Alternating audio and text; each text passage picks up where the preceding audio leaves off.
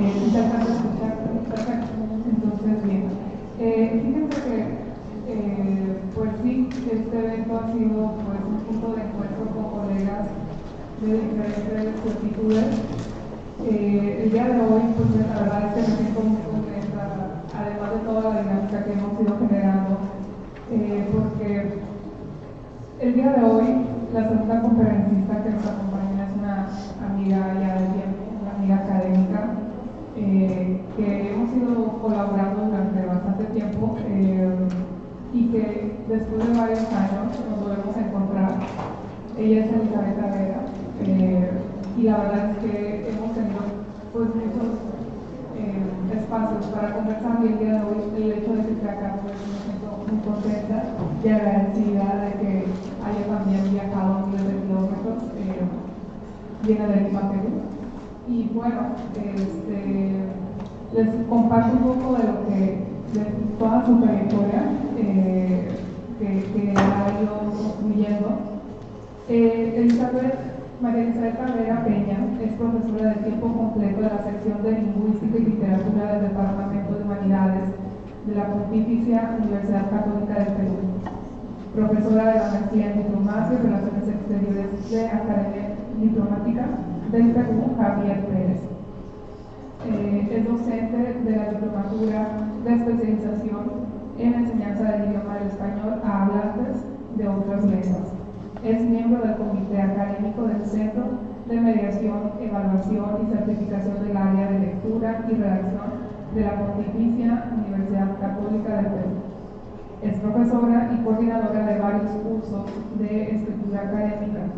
Es correctora de estilo y consultora de lenguaje claro. Pertenece al grupo de investigación en lenguaje, cultura y educación de la misma universidad, y sus temas de interés son la enseñanza del lenguaje y la gramática, la relación entre el lenguaje y la sociedad, la pedagogía de la escritura académica. Es magíster en lingüística y licenciada en educación con especialización en lengua y la literatura por la Pontificia Universidad Católica del Perú. Cuenta con un diploma de posgrado en antropología por la misma universidad. Y bueno, si me permiten, les doy la palabra a Elizabeth. Bienvenida.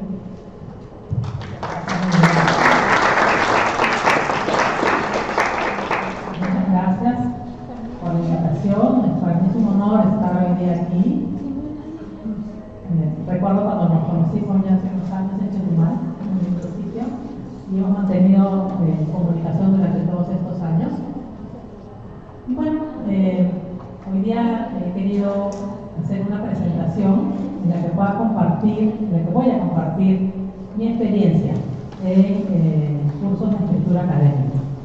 Yo dicto cursos de lo que se conoce, bueno, en mi país como de lingüística o de teoría del lenguaje, que son los cursos duros, ¿no? Los cursos teóricos, que suponen el estudio, por ejemplo, del sistema lingüístico.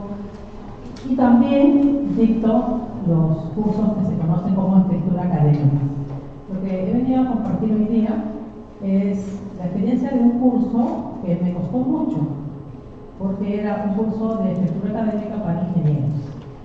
Entonces, he realizado una serie de proyectos, de ensayo-error. He llegado a, creo, proponer una estructura que ha funcionado.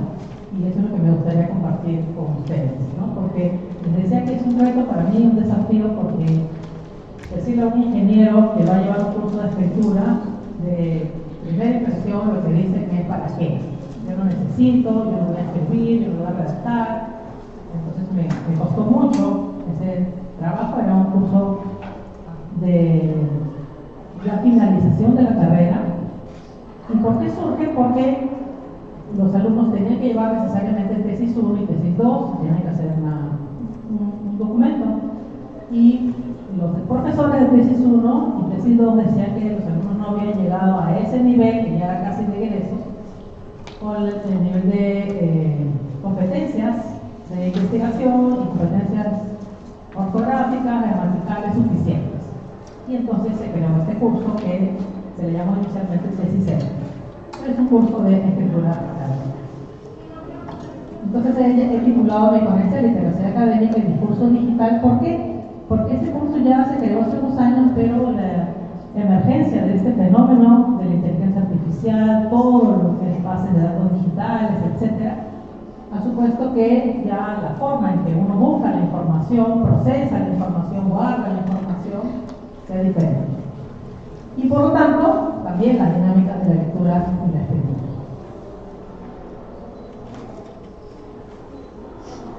Este es el contexto educativo que les acabo de comentar. Especialidad de Ingeniería, una universidad privada de Lima. Y esto es lo que se planteó como problemática: baja calidad de la redacción de los textos.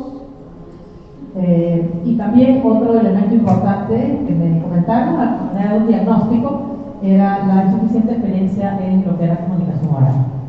Y entonces el curso debía apuntar a resolver esas dos problemáticas. Bueno, entonces, ¿qué es lo que como diagnóstico identificamos con el grupo de profesores, mis asistentes de docencia y las conversaciones que tuve con los directivos, ¿no?, las personas encargadas de la malla curricular? Bueno, ellos se preguntaban, ¿por qué un curso de escritura, lectura de escritura, si en la escuela ya se supone que han aprendido a leer y escribir, ya están terminando la carrera, no puede ser que no sepan leer y escribir? Entonces consideraban que un curso así era innecesario. Y bueno, había otro grupo que planteaba, no, lo que pasa es que los alumnos están mal preparados del colegio y la escritura está en crisis, entonces sí hay que hacer un curso de escritura. Bueno, probemos. Algo así fue el inicio. Entonces propusimos un curso en el que se explicitaran, ¿no?, los temas de escritura académica, y en el camino vimos que efectivamente había la necesidad de replantear también algunas nociones que nosotros manejábamos e incluimos la noción no solo de escritura académica, sino la noción de escritura disciplinar, que nos fue muy funcional. Entonces acá en esta parte quiero comentar que yo sí creo que es muy importante que al planificar un curso haya un enfoque teórico, haya una conciencia por parte de los que diseñan los cursos, para identificar que no solamente se debe ver contenidos temáticos, sino que tiene que haber una orientación. ¿Cuál va a ser, ¿no?, el enfoque que va a tener el curso?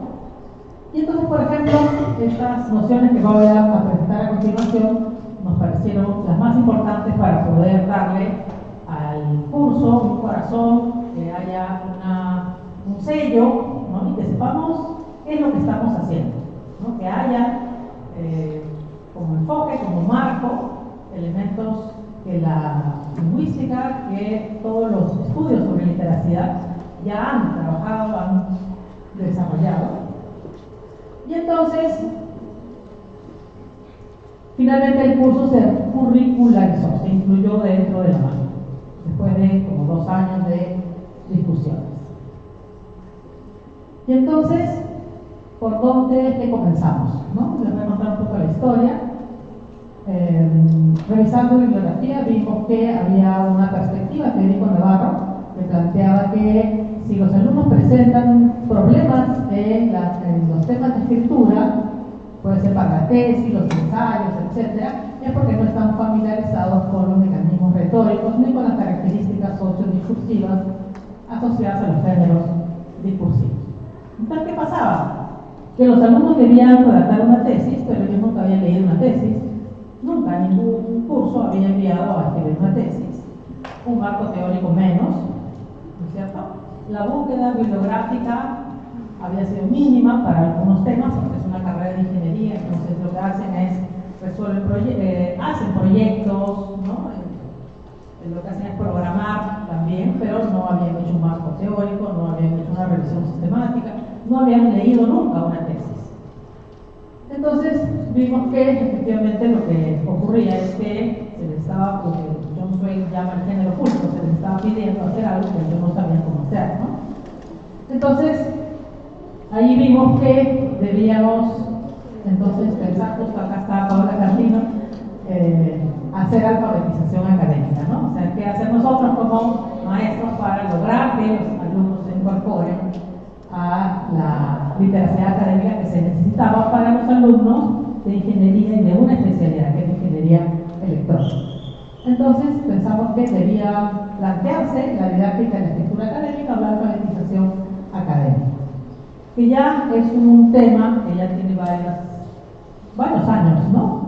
En nuestra región, discusiones, publicaciones, investigaciones sobre lo que es la literacia académica. Entonces era muy importante para mí poder tener conciencia teórica y decir: lo que yo voy a hacer es esto porque detrás está este enfoque, porque lo que voy a planificar como actividades tiene un sentido. No es que me parece entretenido, me parece que puede funcionar, quizá esto les llame la atención, no, sino que creía que tenía que haber un enfoque de todas maneras teórico detrás. Entonces, esto es lo que plantea Casani sobre los diferentes enfoques que ha habido sobre los temas de escritura. Ha habido un enfoque lingüístico, ¿no? La preocupación de lo superficial, la gramática, la ortografía, todo lo que tiene que ver con los elementos externos del texto, es el texto que prima. Luego ha habido los enfoques psicolingüísticos, la que entiende la escritura como un proceso, pero como un proceso individual. El énfasis está en las estrategias mentales que utiliza el escritor, los procesos, el lector aporta procesos previos, hipótesis, hace inferencias, estrategias. Entonces la noción de escritura se vincula con el sujeto y lo que pasa con el sujeto.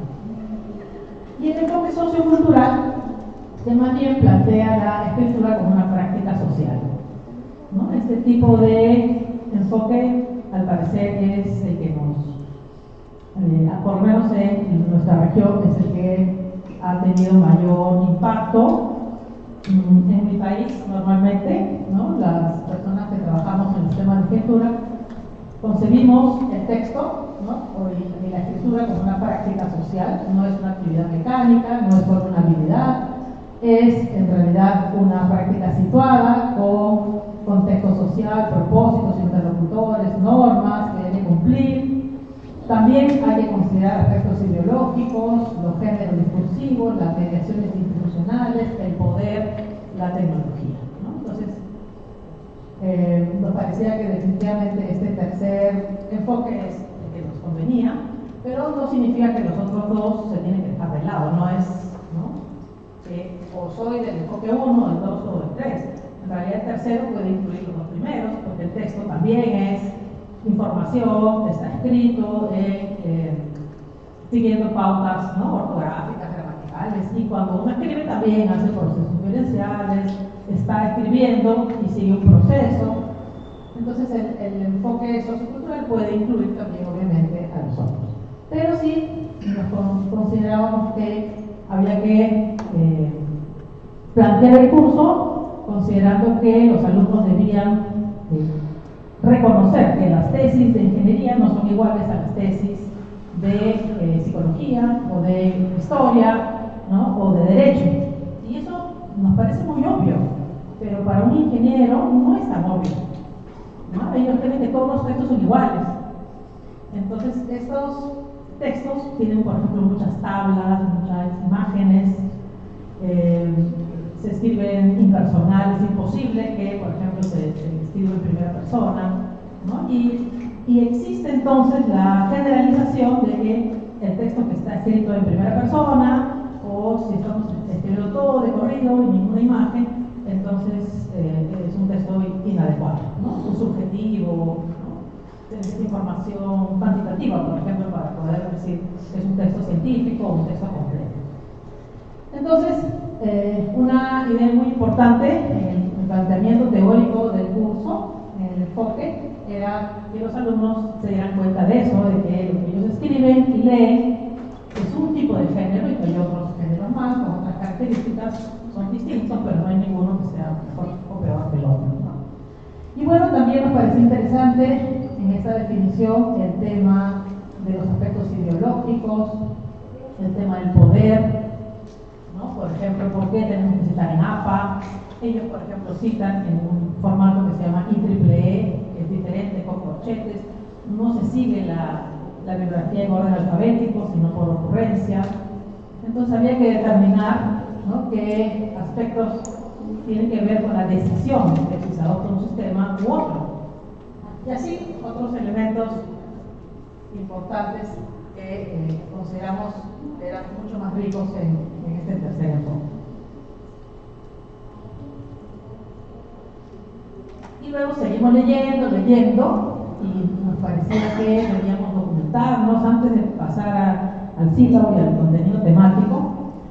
Y vimos que había que nosotros mismos seguir documentándonos, leyendo y discutiendo sobre, por ejemplo, las nociones de literacidad, las nociones de alfabetización académica, la pedagogía de las multiliteracidades, la pedagogía de los géneros, de la escuela Sydney o de la escuela australiana. Nos parecía que, de todas maneras, que necesitemos ese curso, debíamos conocer esos enfoques sobre los estudios de la lectura y escritura. Yo creo que ya por todas las charlas, ponencias que hemos tenido, me parece que todos muy bien conocen estas definiciones. Entonces tenemos los nuevos estudios de literacidad que son tan importantes, fundacionales, ¿no?, en los 90, básicamente, que se plantea, ¿no?, desde la escuela anglosajona, esta idea de que las prácticas de literacidad son situadas.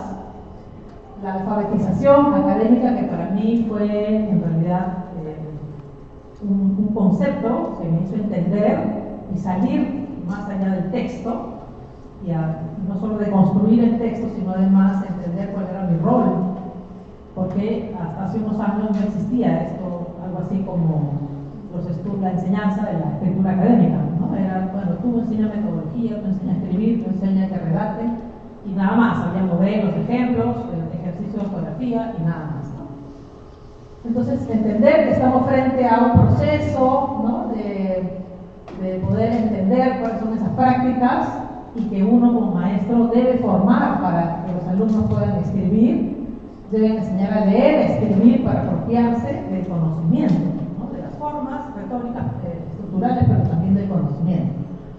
Y nos parecía que, dada la especialidad que era ingeniería, debíamos además incluir, porque no era un curso de humanidades, esta pedagogía de las multiliteracidades, ¿no?, que aparece ya casi fines del siglo pasado. Y acá el objetivo principal es identificar que no todo lo que se comunica debe ser a través de lo lingüístico, lo verbal o la palabra, sino que uno comunica de diferentes formas semióticas. Y en el caso de los ingenieros, ellos comunican con muchas formas semióticas. Entonces, consideramos que nuestro curso también debía alinearse a la pedagogía de las multiliteracidades, que los estudios fundacionales vienen de la New London Group. Los modos y medios de comunicación son múltiples y variados. Construir significados trasciende lo verbal. Los estudiantes deben poder elaborar y analizar productos que integran modos lingüísticos, pero también visuales, auditivos, gestuales, espaciales. Entonces nos parecía que esto, de todas maneras, debía incluirse. Yo, como vengo de humanidades, la tradición es escribir textos continuos, mucho texto, pocas imágenes, casi ninguna, salvo que sean para los estudios cuantitativos, ¿no? Y entonces, en este tipo de textos hay otros tipos de representaciones visuales, diagramas de cajas, hay otro tipo de elementos multimodales que aparecen, fórmulas, el texto, por ejemplo, incluye fórmulas. Y bueno, fue todo un reto porque yo no soy ingeniera, ¿no? Y entonces yo sé por la literatura que he leído que lo ideal es que haya un profesor de escritura y un profesor de la disciplina. Eso sería lo ideal y fue lo que yo planteé, ¿no? Entonces debería haber un equipo, ¿no?, lo que estábamos en el equipo de dos profesores, un codictado, ¿no?, el profesor de lenguaje, de redacción, que puede, ¿no?, desmantelar, hacer el repaso, ¿no?, de las estructuras en las que ellos, por ejemplo, todavía fallan, en cuestiones básicas, pero también cuestiones que tengan que ver con la estructura estructura de estos documentos académicos como el paper, la tesis, etc. Y un profesor de la especialidad. Pero eso no funciona. Por más que sustentamos y argumentamos muy bien, creo yo, a veces pasa por temas económicos, ¿no? Entonces hay que pagar a 2 personas y no a una, así que eso no está aceptado. Y ahí me hizo acordar mucho lo que hacen los traductores, ¿no? A veces los traductores se convierten en expertos, son traductores de textos jurídicos, son traductores de negocios, por eso hay inglés para negocios, ¿no? Entonces ya uno como que con la práctica empieza ya a entender un poco la terminología, ¿no? Las formas retóricas de escribir. Por ejemplo, en ingeniería todo es más breve, las oraciones son mucho más cortas, ¿no? Se usan mucho las viñetas, por ejemplo, ¿no? Entonces poco a poco fuimos aprendiendo, ¿no? Fuimos aprendiendo, porque no era posible tener a los 2 profesores, que sería, pues, hubiera sido lo ideal, ¿no? Yo sabía que eso ya había sido teorizado y que esa era la forma que seguramente iba a funcionar mejor, pero con el tiempo aprendimos bastante, no todo lo necesario, pero bastante acerca de las formas en que se escribe en ingeniería.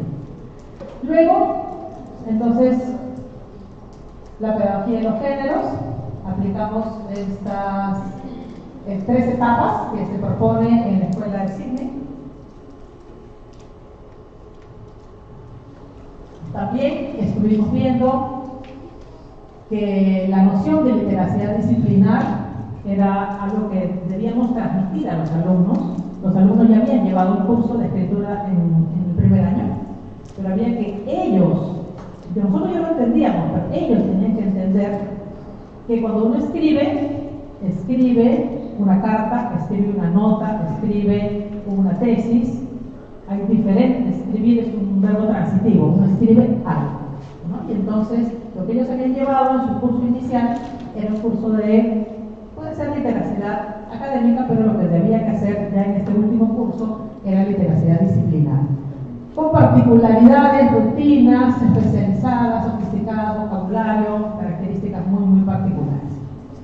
Y otro elemento que a mí me pareció fundamental era que había que pensar en los sujetos, no solo en el texto, no solo en la malla, no solo en los profesores, sino en los alumnos. Y entonces creímos que también era importante incorporar en nuestro bagaje teórico el concepto de comunidad discursiva.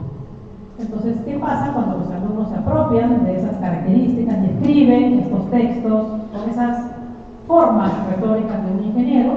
Entonces hay membresía, hay sentimientos de pertenencia, hay entonces por parte de los otros reconocimiento, y ellos empiezan a tener entonces la creación de o la pertenencia a una comunidad. Nosotros los ingenieros, en este caso, son electrónicos.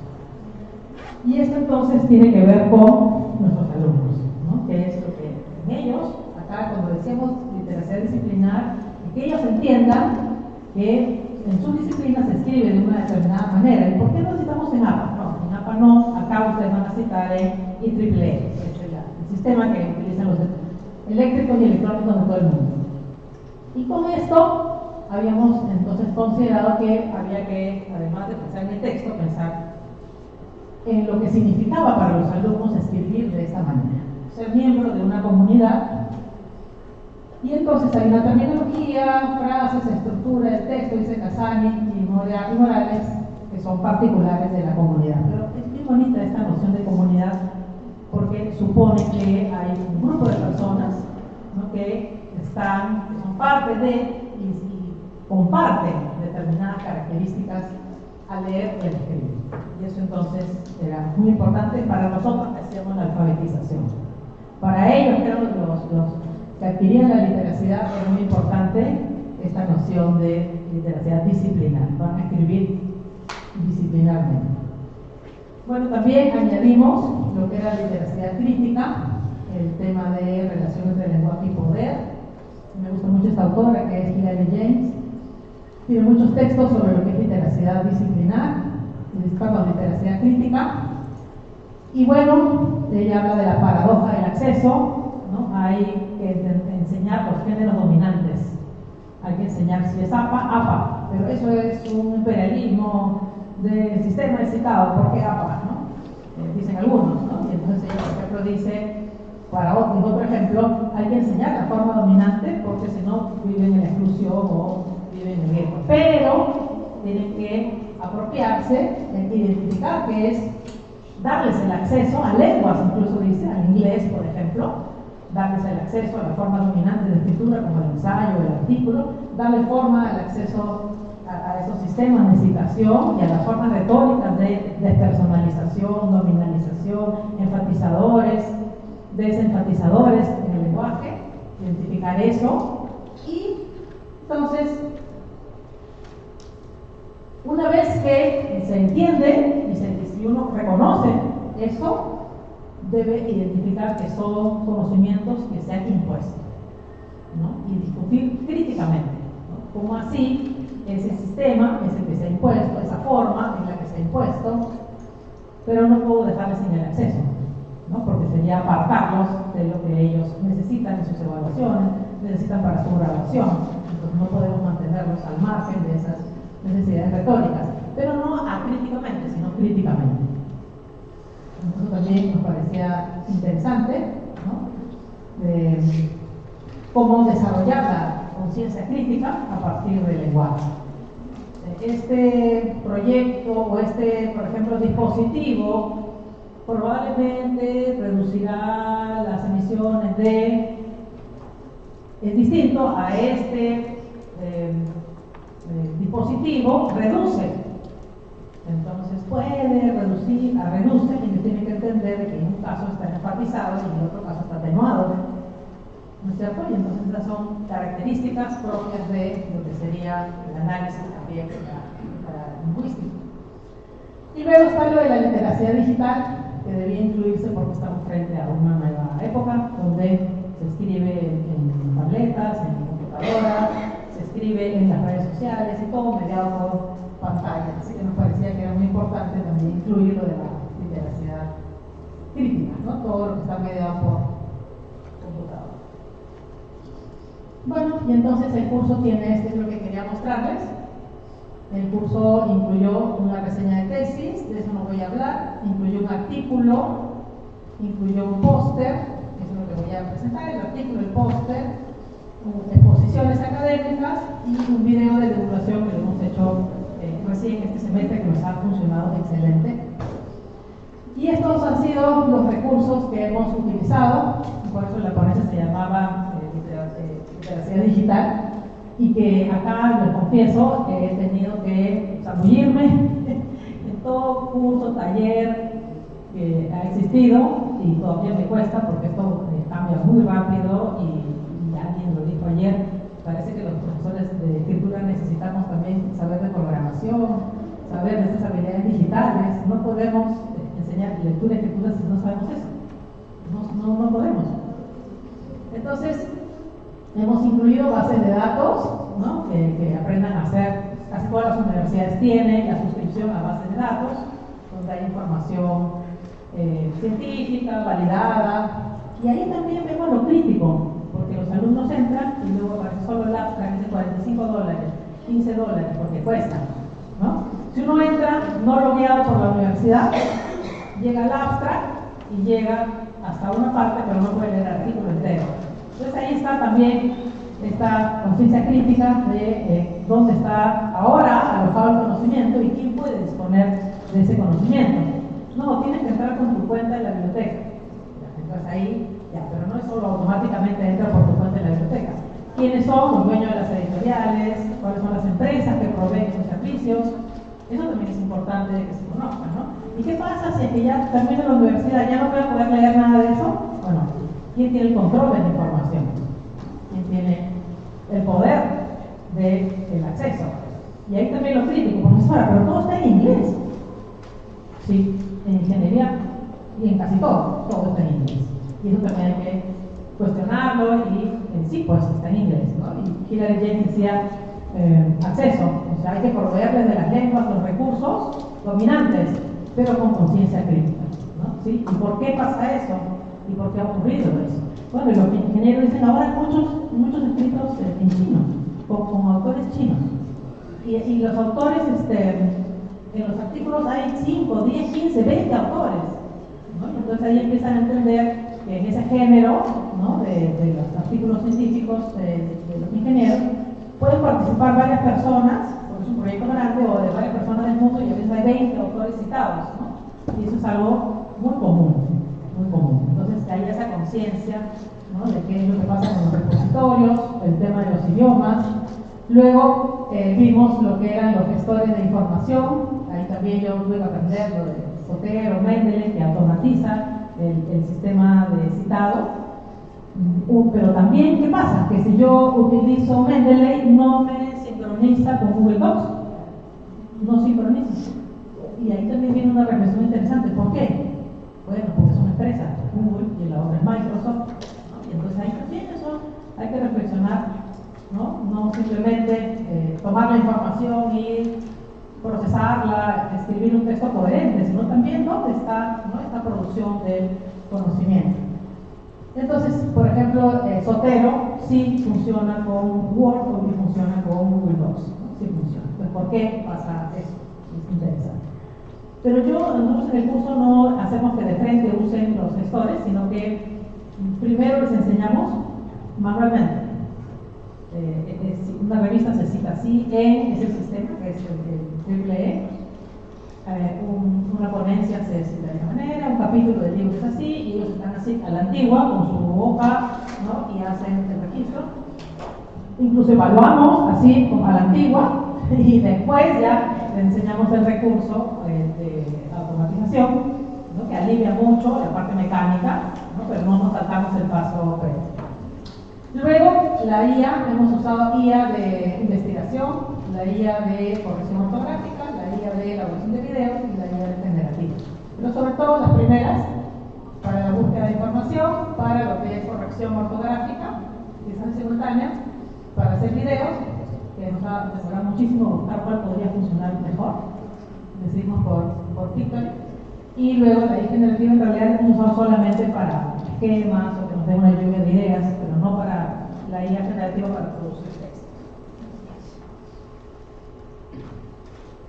Bueno, y entonces esto es lo que hicimos ya para los ejemplos, pero sí me parecía importante y entre nosotros conversábamos, ¿no? Tiene que haber un enfoque, el curso tiene que tener un sello, tiene que estar soportado en teoría, ¿no?, en teoría de la literacidad. ¿Qué es lo que voy a hacer? Y entonces, a partir de eso, las actividades tienen sentido. Si no, es en realidad intuitivamente, esto funcionará, esto me gusta, no desde un marco teórico. Entonces, por ejemplo, tomando la pedagogía de los géneros de la escuela australiana, decidimos deconstruir, pues tiene la fase de deconstrucción, construcción conjunta y construcción independiente.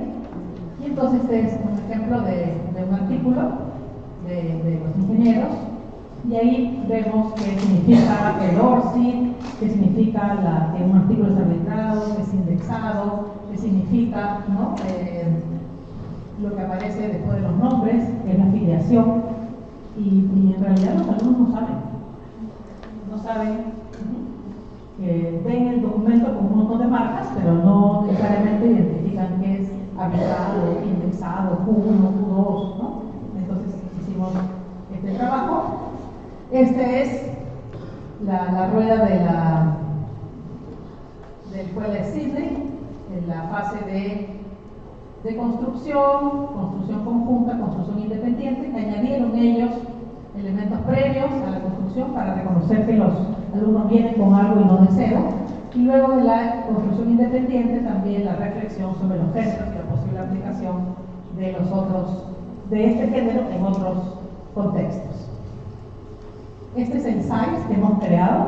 Ahí quisiera que me ayude.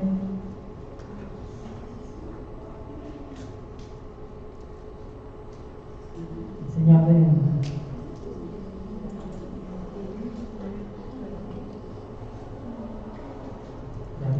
para poner los ejemplos.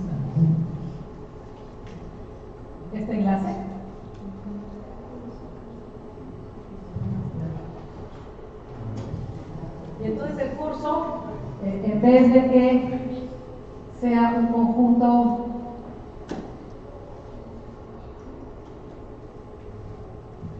de textos repartidos y que luego el profesor se lo lleve y nadie más, creamos este site.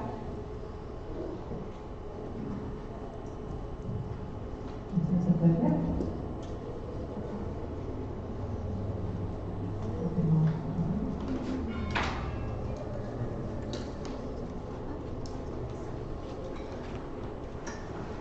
Ahí donde dices 2025 1.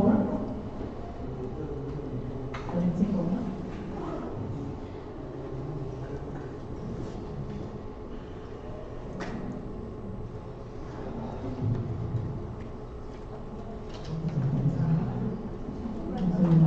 Lo que pasa es que en Karina no se alcanza a escuchar mucho y necesitamos que alguien nos ayude a monitorear.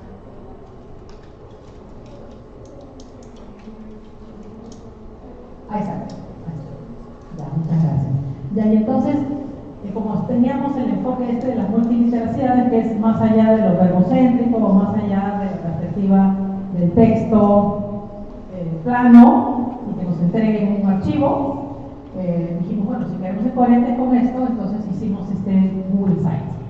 Y los textos están acá alojados y está en un histórico. Está 2022, 1, 2, hasta 2025, y los alumnos del 2025 1 pueden ver los trabajos de los ciclos anteriores en materia de históricos. Ahí están todos los trabajos de los alumnos.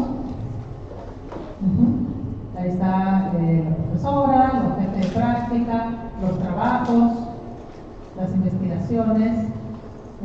Los alumnos acá alojan su artículo, su póster, y ahorita vamos a ver el video que han hecho. Entonces yo paso acá. Entonces, en vez de que sea en la entrega, el archivo o colgarlo en la plataforma, en algún Moodle, lo que hacemos es todos los trabajos terminan acá, en esta. Y es muy fácil de hacer porque es gratuito y esto es un Google Sites. Y está entonces, y lo interesante es que los alumnos pueden ver los trabajos de sus compañeros. Y hacemos también algunas actividades de evaluación de pares. Las miniaturas, que es esto de acá, ellos mismos las elaboran.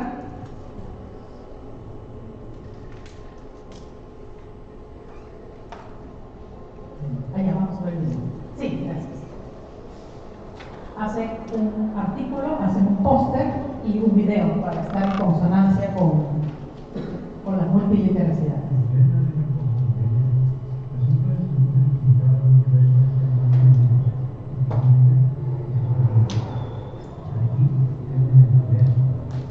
Es un trabajo sobre luces LED.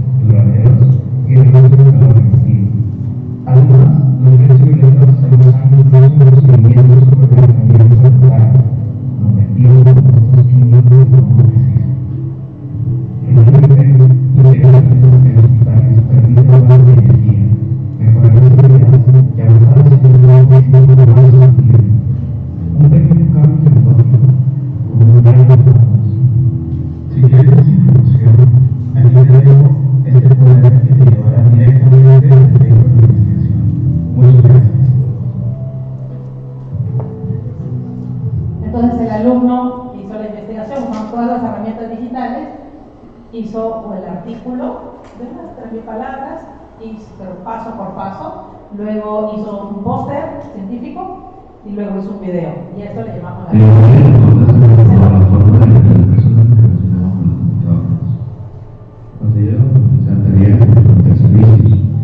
pero sabía que tenía un proyecto de memoria y usar estrategias tecnológicas de sostenibilidad ambiental.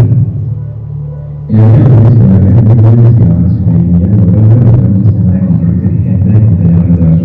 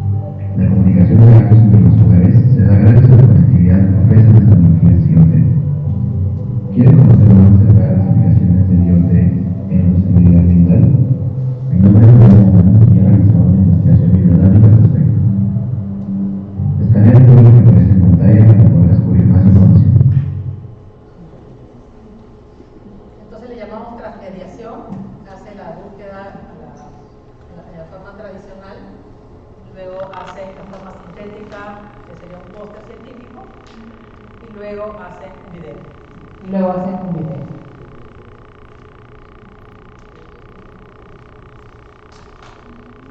Pasan los hechos. Creo que está en la web ahí.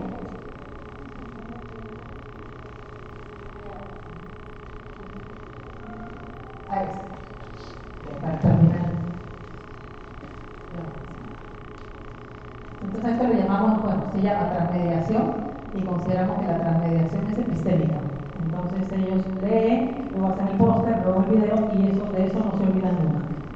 Entonces cumple función epistémica porque genera conocimiento. Tienen que hacer un esfuerzo de síntesis, ellos hacen el guión completito, es su voz, no es la voz de la guía, es su propia voz, hacen el guión y los videos son muy breves, de 2 minutos nada más. Y consideramos, repito, que así se aprende el contenido. Luego, para las miniaturas, les pedimos que hagan esto, que digan el prompt que ellos le dieron a la IA, y también acá imagen generada por Gemini, GPT, por Mario tal, para que digan el prompt que ellos utilizaron. Ellos suben su miniatura, que es la imagen, o también podrían utilizar de repositorios liberados de fotos gratuitas. Este es los artículos que ellos escriben, con muchas fotografías, cuadros, muchas imágenes. Estos son los pósters, les damos variedad de posibilidades. Este es un póster. A ellos les exigen en tesis 1 y tesis 2 que hagan póster de su investigación. Así que en clase, justo ha sido ayer, la semana pasada, han expuesto sus pósters y luego ahorita están elaborando el video, es el mismo tema. Esta es una lista de chequeo para todos los productos, se les da una lista de cotejo para ver si está cumplido con todo. Bueno, esto creo que ya no tengo mucho tiempo. Esto corresponde a la búsqueda de información en bases de datos. Tienen que saber todo esto, qué son las bases de datos, cómo funcionan, qué significa un texto o una revista en una Q1, las bases de datos. Esto lo he traído porque me parece importante. El conocimiento excede a nosotros. Por ejemplo, yo invité a una bibliotecaria y fíjense el prompt que ella hizo. La tarea es elaborar ecuaciones de búsqueda que permitan encontrar información en escopos, etc., sobre un tema específico, relación de variables, los operadores de búsqueda son tal.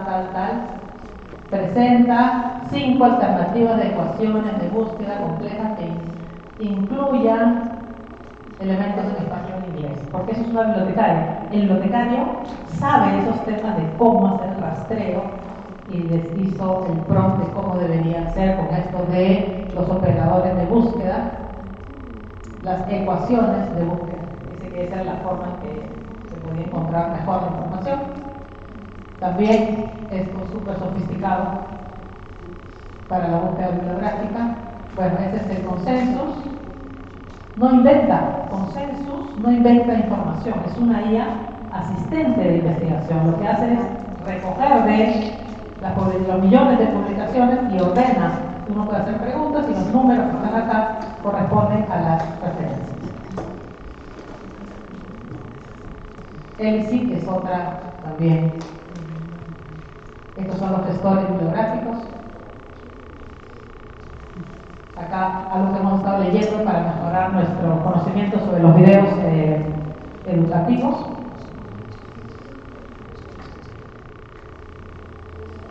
Y esto me parece importante, con eso termino. Por ejemplo, una revista tan famosa como ICALA, es muy famosa, tiene 92% de tasa de rechazo, ya está incluyendo sus artículos, pero además los autores hacen un video corto de 2-3 minutos y menos de sus propios textos que publican. O sea que la transmediación, el tema del audiovisual, está ya en el mundo académico. Creo que como profesores también deberíamos, además de todo lo que es esta información de la IA, que supone que la información se disponga en un formato audiovisual. Y ahí necesitamos lo interdisciplinario. Nosotros el próximo semestre vamos a invitar a personas de comunicaciones para que también nos dé asesoría sobre cómo hacer este video, la portada, el tema de la voz, la grabación, etc. Bueno, acá para comentar lo crítico, ¿no?, de la información que siempre debemos pensarla, ¿no?, como con qué puedo yo, a qué puedo acceder si es que no tengo dinero. Hay justicia en el acceso a la información. Si tengo que hacer un artículo, tengo que usar 20 fuentes, entonces eso es una fortuna, ¿no?, si es que no tengo acceso a través de alguna institución. Bueno, si tengo tiempo para las conclusiones, de repente ahí nomás. Allá. Entonces, bueno, yo creo que leer y escribir son parte de las actividades situadas en contexto. Lo que yo les he presentado es una práctica situada en un curso de escritura en ingeniería. Como en estas áreas, ¿no?, duras como las ingenierías, y también hay otros cursos en civil y en otras ingenierías, se puede necesitar curricularizar, lamentablemente no con 2 profesores, pero algo podemos hacer los profesores de escritura. Los estudiantes deben ser capaces de construir una identidad, no solamente pensar en el texto o en el profesor, en la malla, sino además en el sujeto. La transmediación de géneros discursivos conlleva resultados epistémicos e identitarios positivos. Eso es lo que yo he percibido en estos últimos ciclos. Se entusiasman en hacer el póster, pero luego lo presentan a todos, se entusiasman en hacer video, y de eso ya no se olvidan. Una inadecuada competencia en lectura y escritura o en literacia crítica, la literacia digital multimodal construye una fuente de desigualdad y exclusión social. Y si nosotros no tenemos también competencia en esas literacidades, también como que vamos quedando fuera, ¿no?, anticuados, no manejamos la tecnología, porque los alumnos en una encuesta pusieron que sí quieren saber cómo aprovechar los recursos que tiene las bases de datos, las IAs, para no usarlo tramposamente, sino para usarlo bien.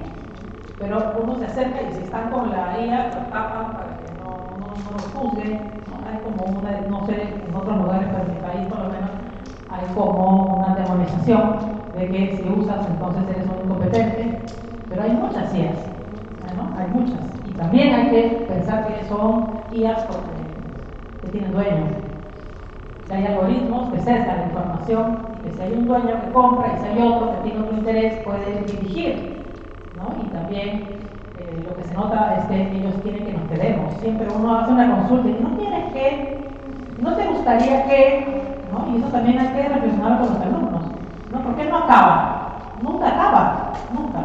¿No te gustaría que, te parece sí? Y uno pues sigue, porque lo que ellos quieren es que uno esté más tiempo, el mayor tiempo posible, ¿no?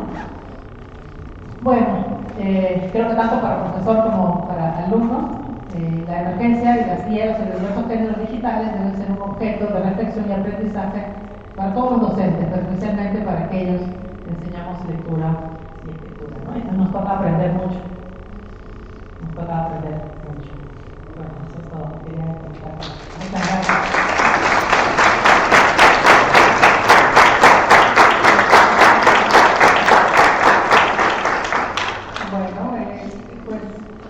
Abrimos espacio para la conversación. Yo creo que con esta conferencia se están integrando muchas de las temáticas que hemos ido abordando. Y bueno, no sé si hay alguien que quisiera participar.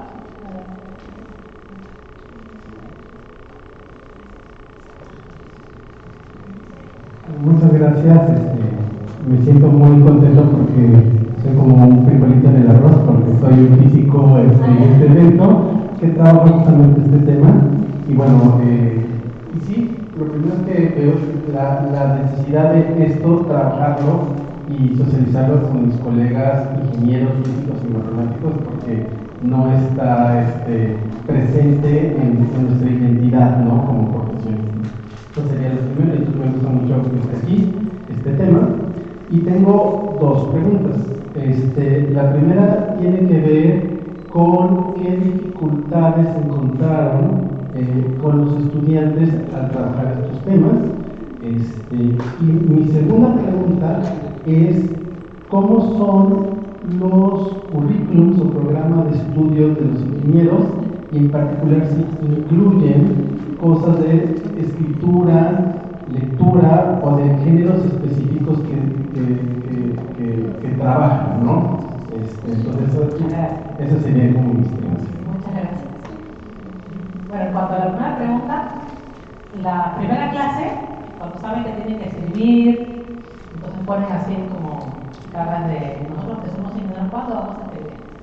Entonces, como hay esta idea de que el curso está hecho para que lleguen mejor a tesis, hay por lo menos una utilidad pragmática que ellos identifican, ¿no? Y luego se dan cuenta que aprenden bastante, porque por ejemplo ahí se enteran de que una carrera tiene líneas de investigación, ¿no? Que uno, si va a hacer una tesis, tiene que tener una línea. Entonces entienden que es una línea de investigación, automatización, la línea de electricidad, ¿no? Hay varias líneas, bioingeniería, y entonces empiezan a entender cómo se ordena el conocimiento, ¿no? Y luego ya se vuelve más ameno y al comienzo creo que sí hay resistencia, pero luego les gusta mucho participar. Me parece que no hay mucha opción en los otros cursos de hablar. Y entonces lo que yo trato, me parece que les queda muy bien participar realmente, ¿no? Porque tienen que hacer mucho, tienen que hacer el circuito, programar la computadora, ¿no? Pero no hay mucha opción en que ellos conversen, expongan, así que en el curso hay varios momentos en los que exponen, así que eso les agrada bastante. Y lo segundo es que en los cursos estos de ciencias hay muy pocos cursos de ingeniería, lo que hay son los talleres parche, que yo le llamo, que llaman, profesora, ¿puede ser un taller de 2 horas para enseñar temas de tesis? Para decir, eso de la gramática, la ortografía, ¿no? 2 horas, es imposible.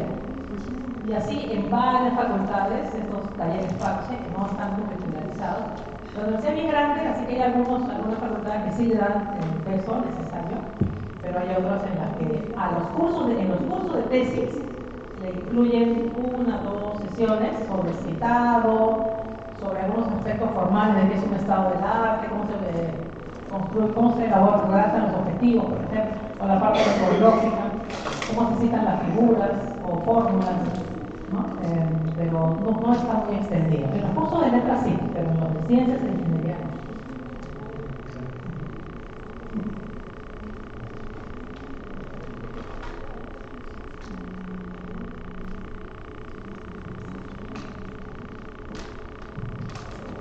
Hola, ¿qué tal? Bueno, muchas gracias por la presentación muy clara. Yo quería preguntarte, porque quizás me perdí, ¿en qué año de la carrera se ofrece esto y cuánto dura el taller? ¿Cuántas horas? ¿No? La cantidad de su parche. Y acerca de qué escriben el póster, el artículo, el video, y de dónde sale ese conocimiento, o sea, ese contenido acerca de qué escriben. Y nada, por último, en relación con el contenido sobre el que escriben, ¿tú puedes intervenir, entiendes, sobre lo que escriben o ves todo muy líquido, pero no puedes intervenir en, quiero decir, a nivel Disciplinar, claro. Entonces, esa es una pregunta. Sí. El curso estuvo en 5º ciclo en un momento, luego ahorita ha pasado a 7º ciclo, o sea, ya tienen contenidos de la carrera, y lo que se les dice es que ellos deben elegir de una de las áreas, hay 4 áreas de investigación, tienen que elegir un tema para hacer una revisión o un estado del arte. Entonces ellos eligen, al comienzo me costaba más, pero ahora la verdad es que ya entiendo un poco bastante. Entonces ya los paneles solares, ¿no? De que tienen tiempo de vida, por ejemplo, que no son para siempre. O sea, hay una serie de temas, lo de la mano robótica, ¿no? De los exoesqueletos, ¿no? Ya voy con el tiempo, lo esto de las luz LED, ¿no? Los tipos de luces. Por ejemplo, yo sé que solamente era para hacer luminar, pero también es para hacer limpieza, por ejemplo. Bueno, entonces poco a poco con los años, como conversamos en un momento sobre las traductoras, ¿no? Los traductores, o los correctores de estilo. Los correctores de estilo se hacen expertos en determinados temas, porque ya al comienzo me tenía que ir a yo mismo a buscar, ¿no? ¿Qué significa esto? ¿No? ¿Qué significa esto? Pero no es que entienda al 100%, pero también les pregunto a los profesores de la especialidad y sí llego a entender. Bastante, no 100%, pero sí entender bastante. Y es un curso regular, no es taller. ¿Y cuánto dura? Dura lo que dura los más cursos, que son 16 semanas. ¿Y horas? Son 3 horas, 3 horas conmigo y 2 horas con los jefes de práctica, 5 horas. Sí, 5 horas a la semana. Esta especialidad, a mí, yo estoy muy satisfecha porque ellos me dijeron, ¿y cómo? Para que funcione, ¿qué hay que hacer? Y en la práctica, conmigo son 19, 20, en la práctica son 3 o 4. Entonces, un jefe de práctica lleva 3 alumnos, máximo 5, no puede llevar más. Entonces, ¿Contigo cuánto es? 3 horas a la semana. No, pero la relación de número de alumnos. Más o menos 20, 19, 18. Y con los jefes de práctica se dividen, porque hay 2 secuencias y máximo tienen 5 alumnos. Pueden tener 3, 4, 5. Entonces hay un trabajo personalizado durante todo ese mes. ¿Es un jefe de práctica? ¿Es el asistente de docencia? Asistente de docencia. Sí, entonces escriben, sí, sobre un tema disciplinar y se supone que cuando hacen el video de divulgación, la idea es que sea entendible por todo público. Esa es la idea, que lo aterricen para que sea de divulgación científica, o sea que cualquiera que no sea de la especialidad lo pueda entender.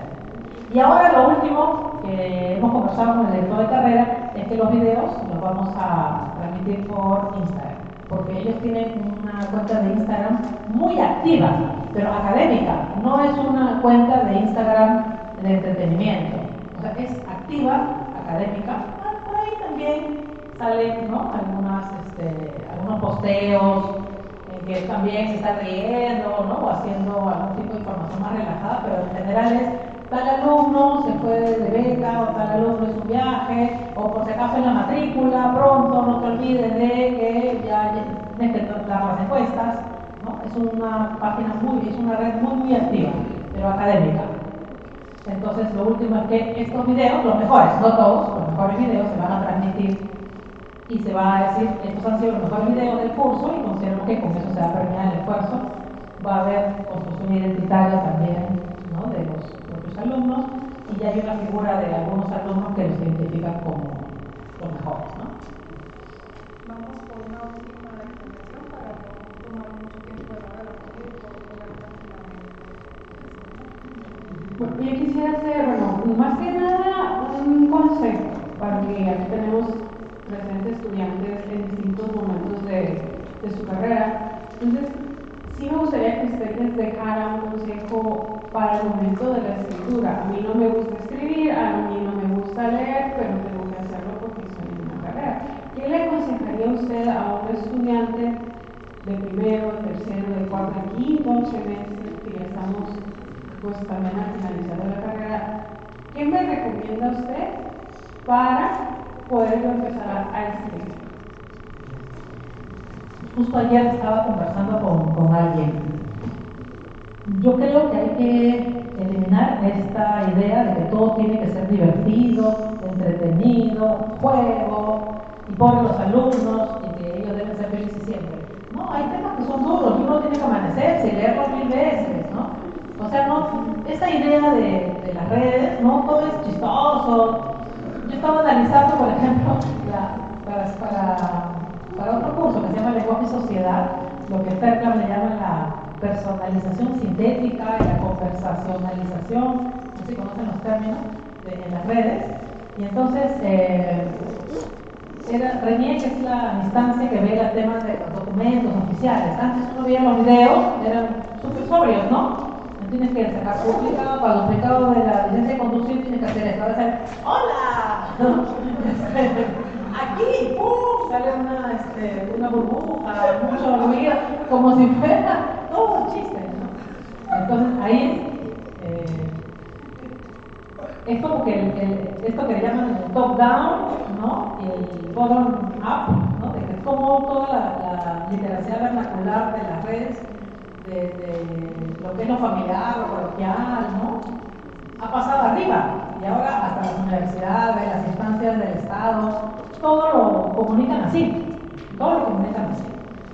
y eso creo que ha contagiado un poco esta idea de que entonces uno tiene que hacer que los alumnos estén relajados, que estén felices, que se entretengan, y que si no les gusta, entonces, no importa que no les guste, o sea, hay que hacerlo, ¿no?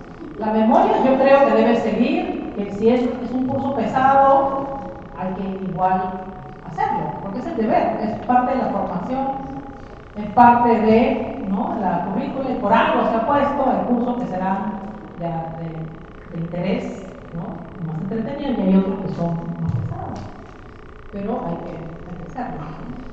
Yo creo que no hay que pensar en esto del entretenimiento, el juego, o sea, la gamificación, ludificación me parece bien como una estrategia en un determinado momento para levantar la clase, motivar, ¿no? Pero no es que todo el tiempo haya que pensar. Yo les diría eso, ¿no? Yo les diría, sí, pues hay cosas que son gramáticas, hay cosas que son pesadas, sí, pues, pero tienen que, si eres profesor de español, tienes que saber pues, que es una voz pasiva refleja, que es una voz pasiva perifrástica. Si eres profesor de español, tienes que saberlo. Puedes enseñar la lengua sin saberlo, pero sería mejor que lo sepas, que es pesado, que es abstracto, sí, lo de los verbos, ¿no? Verbos recíprocos, pero hay que saberlo.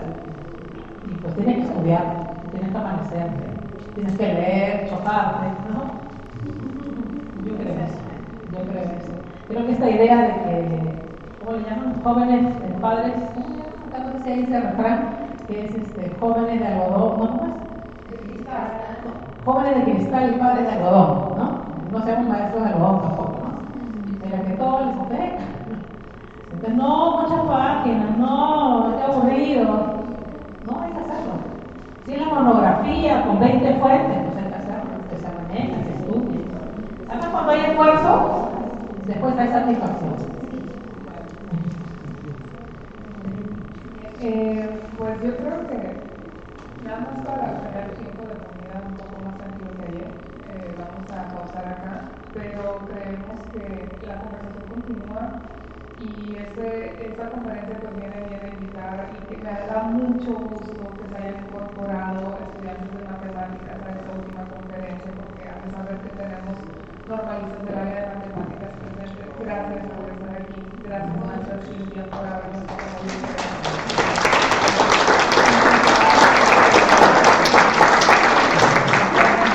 También mostramos a nuestra comunidad que no nada más se lee y se escribe en español y en inglés, sino también en las diferentes disciplinas de una forma más cercana, porque muchas veces nos quedamos en ese contexto. Gracias.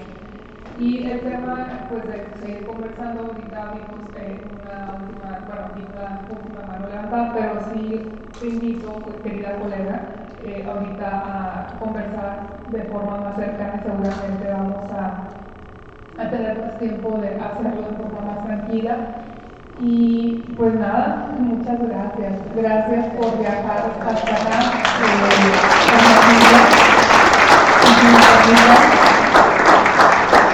Me gustaría dar lectura a esta protocolario. Nada malo en hacer los protocolos y el tema de si coincide el tema de los Instagram, que todos queremos. Hoy estamos en momentos un poco serios y tenemos que aprender a ello. El Centro Regional de Formación Profesional Docente de Sonora, a través de la Escuela Normal Superior Plantel Hermosillo, otorga la presente constancia a María Elizabeth Vera Peña por haber presentado la conferencia magistral Interacidad Académica y Discurso Digital, nuevas dinámicas en la lectura y la escritura en el marco del segundo coloquio latinoamericano, retos del acompañamiento de lectura y escritura en la educación superior, que se llevó a cabo los días 27 y 28 de noviembre del 2025. Lo firma el director de la Escuela Normal Superior. Muchísimas gracias.